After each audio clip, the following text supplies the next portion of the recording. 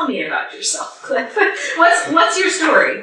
Who are you? Well, prior to 5 years ago, I was a broadcast sales guy, running around town trying to sell as much advertising as I could and staying as active as I could.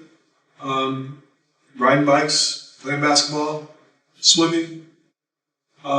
Just a very, very active 54-year-old African-American male. And one day, bang, had a car accident. And, you always think that something bad is going to happen to someone else until it happens to you.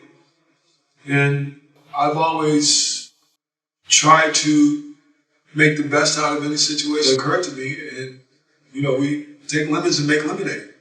And this accident left me with 3 broken vertebrae, a bruised spinal cord, and paralyzed from the chest down.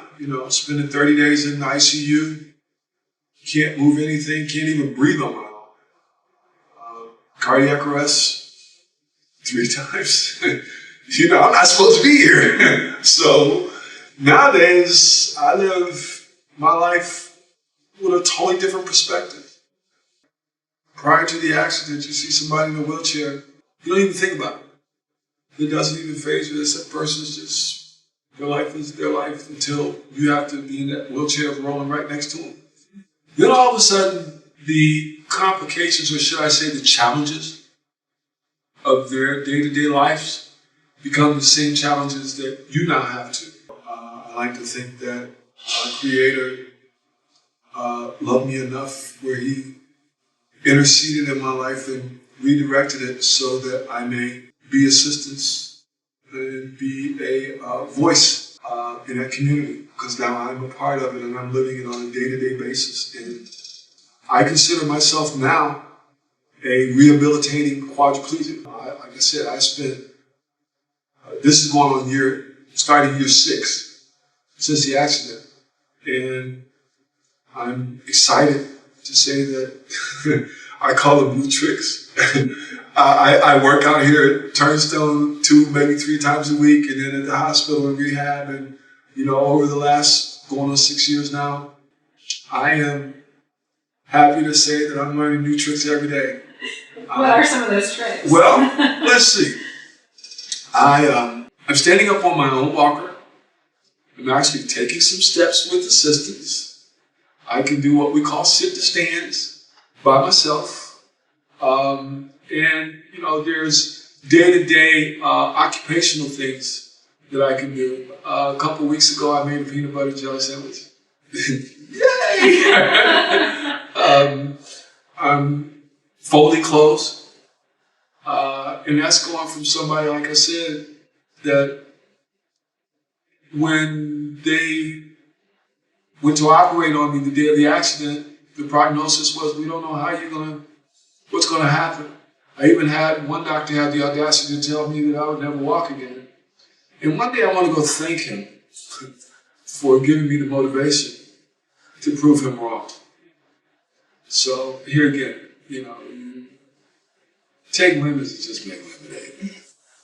What do you think has been, other than maybe some stubbornness that I'm catching just from getting to know you over the last couple of years, but what do you think has been the driving force, to all of this forward movement for you in the last 5 or 6 years?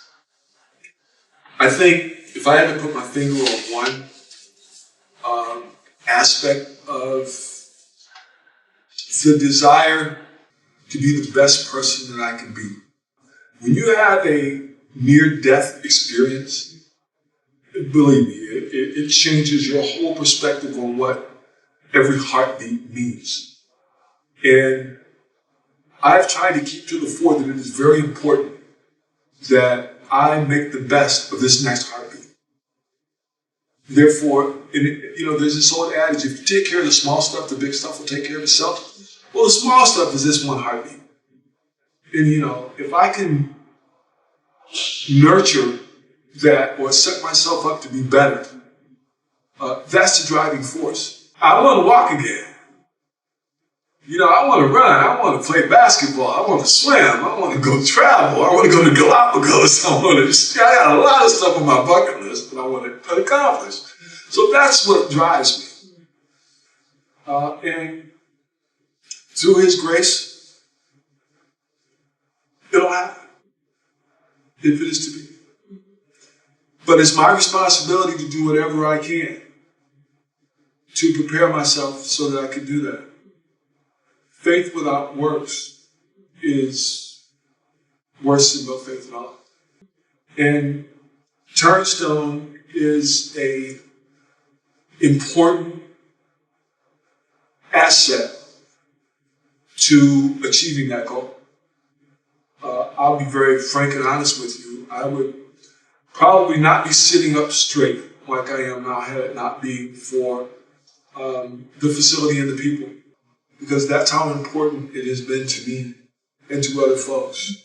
You take someone like myself who has what we call an acquired disability, that's dangerous, because you were living in the world as it was designed for folks with the majority of people who, just walk and talk and chew gum at the same time. Well, the dangerous part is it's easy to get on the depressing, become depressed or become unhappy or blameful of your situation.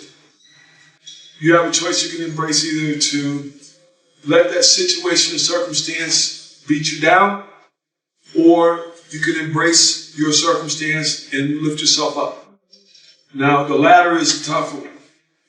It's easy to have your own personal pity party. Trust me, I've had mine. And I'll probably have a few more. But the key is, how can you get up from that? And you have to build yourself up through that.